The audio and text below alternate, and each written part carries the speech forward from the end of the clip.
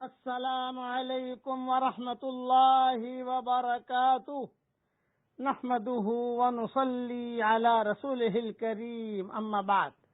آج کا سبق سن لیجئے۔ آج کے سبق کی سرخی ہے پڑوسیوں کے ساتھ اچھا سلوک کیجئے، پارٹ نمبر 27۔ معاشرے کے دبے کچلے افراد جن کا کوئی سہارا نہ ہو اور جن کی طرف سے کوئی وکالت کرنے کو تیار نہ ہو، ان کی حمایت اور ان کے حقوق کے تحفظ کے لیے جد و جہد بھی اسلام میں انتہائی اہم ترین عمل ہے۔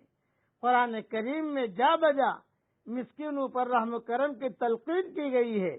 نیز احادیث طیبہ میں حضرت محمد صلی اللہ علیہ وسلم نے ایسے کمزور لوگوں کی حمایت کو انتہا باعث اجر و ثواب عمل قرار دیا ہے۔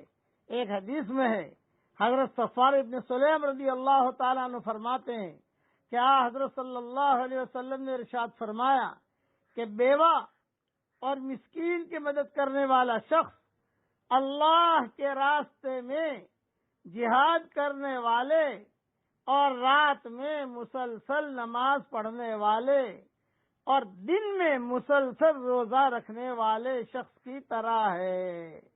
فتح الباری میں یہ حدیث موجود ہے، ترمذی میں بھی موجود ہے اور ترغیب ترہیب میں بھی موجود ہے۔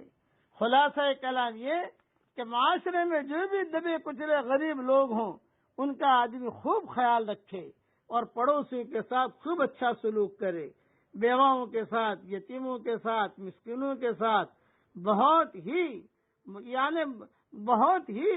اکرام کے ساتھ ان کے ساتھ زندگی گزارے۔ اب پڑھ لیجئے میرے ساتھ، اللہم اغفر لی ذنبی ووسع لی فی داری وبارک لی فی رزقی۔ یہ 3 دعائیں ہیں، پڑھیے میرے ساتھ۔ نمبر 1، اللہم اغفر لی ذنبی۔ نمبر 2، ووسع لی فی داری۔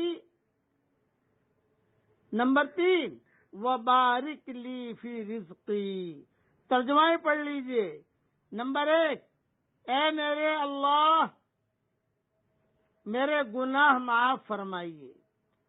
نمبر 2، اور میرے گھر میں وسعت عطا فرمائیے۔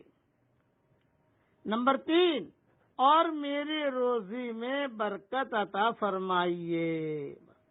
یہ دعا وضو کے دوران اور وضو کے بعد اور نماز کے بعد پڑھنے کا اہتمام کریں۔ یہ دعا وضو کے دوران اور وضو کے بعد پڑھنا بھی ثابت ہے اور نماز کے بعد پڑھنا بھی ثابت ہے۔ سارے حوالے میں لکھ دیتا ہوں، اور میری کتاب جو 26 صورتیں ہیں اس میں مومن کا ہتھیار وغیرہ میں صفحہ نمبر 624 پر یہ سارا مضمون موجود ہے۔ اس دعا کو مانگنے سے اللہ گناہ بھی معاف کرے گا اور اللہ تعالیٰ لمبا چوڑا گھر بھی دے گا انشاءاللہ، اور اللہ روزی میں برکت بھی دے گا۔ اللہ تعالیٰ ہم سب کے لیے دعائیں قبول فرمائے، آمین۔ وآخر دعوانا ان الحمد للہ رب العالمین۔